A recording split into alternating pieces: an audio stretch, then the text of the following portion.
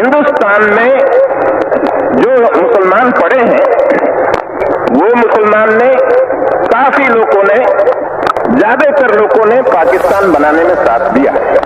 लेकिन अब एक रोज में, एक रात में क्या दिल बदल गया, वो मुझे समझ में नहीं आता कैसा बदल गया। 15 अगस्त 1947, 200 वर्षों के संघर्ष के बाद भारत की आजादी का सपना तो पूरा हुआ, लेकिन दो हिस्सों में बंटकर भारत और पाकिस्तान। एक तरफ लाखों भारतीय बंटवारे के इस जलती आग और सांप्रदायिक दंगों में अपने घर, रातों रात अपना देश और अपने लोगों को खो चुके थे, वहीं दूसरी तरफ भारत 565 रजवाड़ों में बटा हुआ था, जहां के राजा पाकिस्तान के साथ भी जुड़ सकते थे और अपना अलग राष्ट्र भी घोषित कर सकते थे। मगर तभी कहानी में एंट्री हुई लौह पुरुष सरदार वल्लभ भाई पटेल की, जिन्होंने देश की बिखरी हुई रियासतों को मोतियों की तरह एक धागे में पिरोकर भारत का हिस्सा बनने के लिए तैयार कर दिया। कहा जाता है कि पटेल अगर ना होते तो भारत नहीं बन पाता। शायद जूनागढ़ का नवाब पाकिस्तान से हाथ मिला लेता,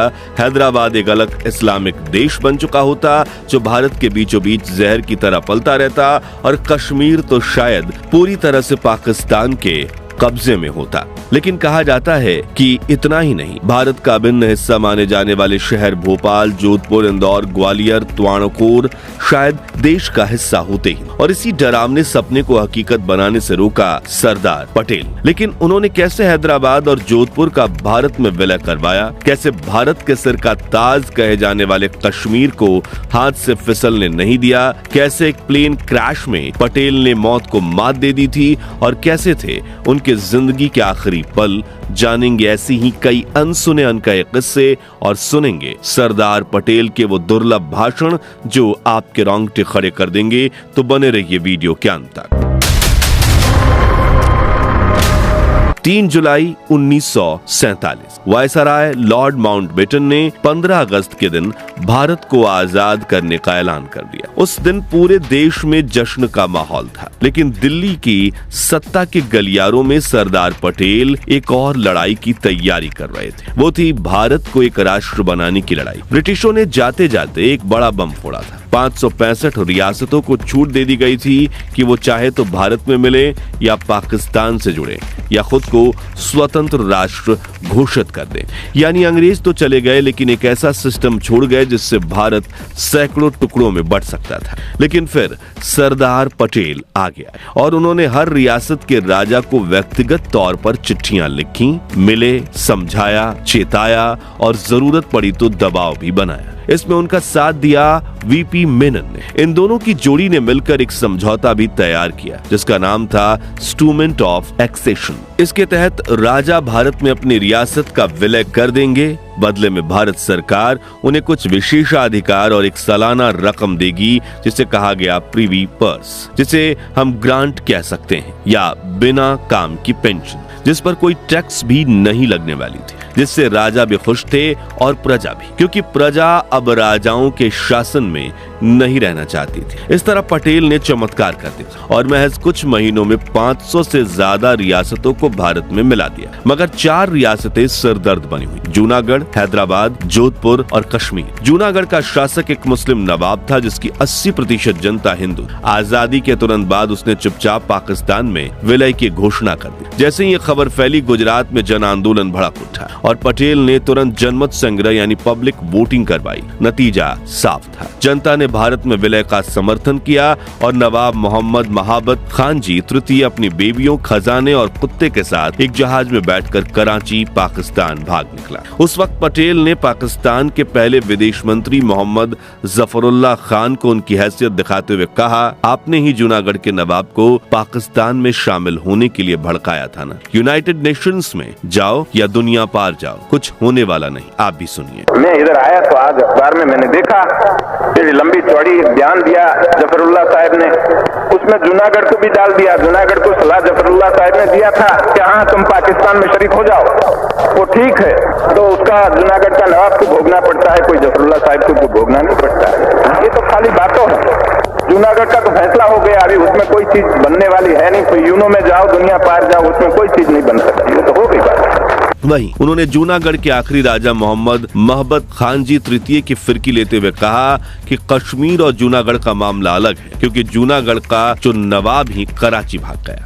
कश्मीर का मामला तो अलग है, जूनागढ़ का मामला अलग है। जूनागढ़ यूनो के पास जा नहीं सकता, क्योंकि गढ़ में एक मक्खी भी मारनी नहीं पड़ी, किसी के ऊपर कोई हथियार चलाना ही नहीं पड़ा, फिर क्या रहा। और खुद दीवान ने खुद आके कहा कि मेहरबानी करके हमारी हुकूमत ले लो, हम नहीं चला सकते, और नवाब वहां उठ के भाग के कराची जाकर बैठ गया। फिर जूनागढ़ की बात क्या करते। आगे उन्होंने कश्मीर के मुद्दे को लेकर कहा, जैसे जूनागढ़ में लोकमत हुआ, हैदराबाद में हुआ, वैसे कश्मीर में भी हुआ करो, हमें उससे कोई ऐतराज नहीं। लेकिन चलिए आगे आप उनकी कठोर आवाज में ही सुनिए। यदि कश्मीर में जो चलता है इस तरह से चलता रहे तो फिर लोकमत करने की क्या जरूरत। हम लड़ाई करके कश्मीर को ले ले तो फिर लोकमत की जगह कहाँ रही। तो हम तो कहते हैं कि आज भी प्लेबिसाइट से करो, लोकमत लेके करो, लेकिन हमारे पास आकर हमारा सिपाही मरते रहे, हमारा पैसा खर्च करना पड़े और हमारे गांव के गांव जलाए जाए और वहां हिंदू और सिखों को तबाह किया जाए, तो फिर आकर लोकमत का रहा। फिर तो आकर हम बंदूक से ही लेना हो तो लेंगे, और क्या करेंगे, दूसरी तरह से नहीं हो सकता है। नहीं, लेकिन हमने एक बात साफ की कि कश्मीर की एक तसु जमीन हम छोड़ने वाले नहीं है, कभी नहीं छोड़ेंगे। हैदराबाद की कहानी और भी खतरनाक थी। वहाँ का निजाम खुद को भारत के ऊपर समझता था। वो पाकिस्तान से गुप्त रूप से मदद ले रहा था और एक स्वतंत्र मुस्लिम राष्ट्र की घोषणा करना चाहता। वहाँ रजाकार नाम का उग्र संगठन हिंदुओं पर जुल्म कर रहा था। पटेल ने जब ये देखा तो उन्होंने ऑपरेशन पोलो लॉन्च कर दिया। भारतीय सेना 4 दिन में हैदराबाद में घुसी और निजाम को घुटनों पर ला दिया, जिसके बाद हैदराबाद भी अखंड भारत का हिस्सा बना। फिर बारी आई कश्मीर की। वहाँ के महाराजा हरि सिंह खुद को भारत पाकिस्तान दोनों से अलग रखना चाहे, लेकिन पाकिस्तान ने कबायली लुटेरों के वेश में हमला कर दिया। नरसंहार शुरू हो गया। महाराज ने भारत से मदद मांगी, लेकिन पटेल ने कहा पहले भारत में विलय पर दस्तखत कीजिए, फिर सेना भेजेंगे। 26 अक्टूबर 1947 को कश्मीर भारत का हिस्सा बना और पटेल ने श्रीनगर में सेना भिजवाकर वहां कब्जा रोक दिया। और यहीं एक मोड़ आया जब नेहरू ने बिना पटेल की सलाह लिए कश्मीर मुद्दा संयुक्त राष्ट्र में ले जाने का फैसला कर लिया। पटेल को बहुत दुख, और उन्होंने बाद में कहा, ये अगर मामला मेरे हाथ में होता तो पीओके जैसा कुछ भी नहीं होता। भारत जैसे तैसे अंग्रेजी गुलामी से आजाद हुआ था, लेकिन पाकिस्तान अपनी साजिशें थामने का नाम नहीं ले रहा। कबायली हमले, कश्मीर पर कब्जा, रियासतों को भड़काने की साजिशें, सब चालें जारी थी। ऐसे में सरदार पटेल को साफ समझ आ गया था कि अब ये मुल्क ना तो दोस्त बनने के लायक है और ना ही भारत का भरोसेमंद पड़ोसी। उन्होंने खुलकर पाकिस्तान की नीति की आलोचना शुरू कर दी। एक बार उन्होंने मोहम्मद अली जिन्ना पर तीखा व्यंग करते हुए कहा, लोग कहते हैं पाकिस्तान और भारत फिर एक हो जाए। मैं कहता हूं कि मेहरबानी करके ऐसी बात मत करो। पाकिस्तान जब स्वर्ग बन जाएगा हमको उसकी हवा लगेगी, ठीक है। कोई कहते हैं कि हम आकर पाकिस्तान और हम एक हो जाए। मैं कहता हूं उससे मेहरबानी करके ऐसी बात न करो, वहां बैठे रहने दो। उससे बहुत नुकसान है, वहां बैठे रहने दो, करने दो उनको, पाकिस्तान अच्छा बनाने दो। पाकिस्तान जब स्वर्ग बन जाएगा हमको उसकी ठंडी हवा लगेगी, ठीक है। तो आप लोग क्यों ऐसा कहते हो, उनको शंका पैदा होती है, ऐसी बात हम क्यों करें। मजबूत बनाओ, तगड़ा बनाओ, पाकिस्तान हमारा पड़ोसी मजबूत होता तो बहुत अच्छी बात है, तो हमको कोई नुकसान नहीं है। आगे उन्होंने कहा, हम पाकिस्तान का कोई बुरा नहीं चाहते, क्योंकि हमने तो वो आपको राजी खुशी दे दिया, लेकिन हमारी आंख में धूल फेंकने के लिए कोई आवे तो हम कहते हैं कि इस तरह से हम नहीं चलने देंगे, ये काम नहीं चलेगा। हमारा हिंदुस्तान बाकी का है, उसको छोड़ दो, बाकी हिंदुस्तान को उनका काम करने दो, उसमें आप दखल न दो, तो हम आपके काम में दखल नहीं देंगे। तो आप देख लीजिए। और दोस्तों, क्या आप जानते हैं कि सरदार पटेल पाकिस्तान को 55 करोड़ रुपए देने के बिल्कुल पक्ष में नहीं थे, और इसका जिक्र खुद पटेल ने एक भाषण में किया था कि आपको यदि 500 करोड़ रुपया चाहिए और इतना हिस्सा हमारा चाहिए तो हम देने के लिए, आपका हक हो न हो, ज्यादा हम देने के लिए भी तैयार है। लेकिन मैंने लिख के दिया था कि यदि ये रुपये से गोली चलानी हो कश्मीर में तो हम इस तरह से रुपया नहीं देंगे। तो कश्मीर का फैसला हो जाए, उस रोज पैसा ले जाओ तुम्हारा। इसी बीच कहानी में एक और ट्विस्ट आया, जो था जोधपुर। दरअसल जिन्ना को भोपाल के नवाब से यह आश्वासन मिला था कि वो अपनी रियासत का विलय पाकिस्तान में करें। सरदार पटेल के शब्दों में कराची, जोधपुर और भोपाल को मिलाकर जिन्ना भारत के दिल में एक खंजर उतार देना चाहते थे। अब जोधपुर के महाराजा और सरदार पटेल अच्छे दोस्त थे और वो भारत में ही विलय करना चाहते थे, लेकिन आजादी से 2 महीने पहले ही उनकी मौत हो गई, जिसके बाद 24 वर्ष के हनवंत सिंह जोधपुर के महाराज बने, जिनका फायदा उठाया जिन्ना ने। वो जोधपुर के महाराज को आर्थिक मदद, कराची पोर्ट का इस्तेमाल, हथियारों की सप्लाई और ना जाने कितने वादे करने लगे ताकि वो पाकिस्तान में मिल जाए। जब पटेल को इस बारे में पता चला तो उन्होंने हनवंत सिंह को सख्त अंदाज में समझाया, अगर आप पाकिस्तान के साथ जाते हैं तो आपकी रियासत की जनता का क्या हो, और जब कभी युद्ध की नौबत आएगी तो पाकिस्तान आपको पहले कुचल देगा। पटेल ने सिर्फ डर नहीं दिखाया, बल्कि जिन्ना जितने बेनिफिट ऑफर कर रहा था उससे ज्यादा फायदे बताए, और इस तरह जोधपुर भारत का अंग बन गया। दोस्तों, बंटवारे के 1 साल बाद पटेल ने कलकत्ता में एक भाषण दिया, जिसमें उन्होंने पाकिस्तान का साथ देने वाले मुस्लिम्स को कुछ कड़े शब्द कह दिए, और उनका ये बयान खूब विवादों का कारण बना था। आप भी सुनिए।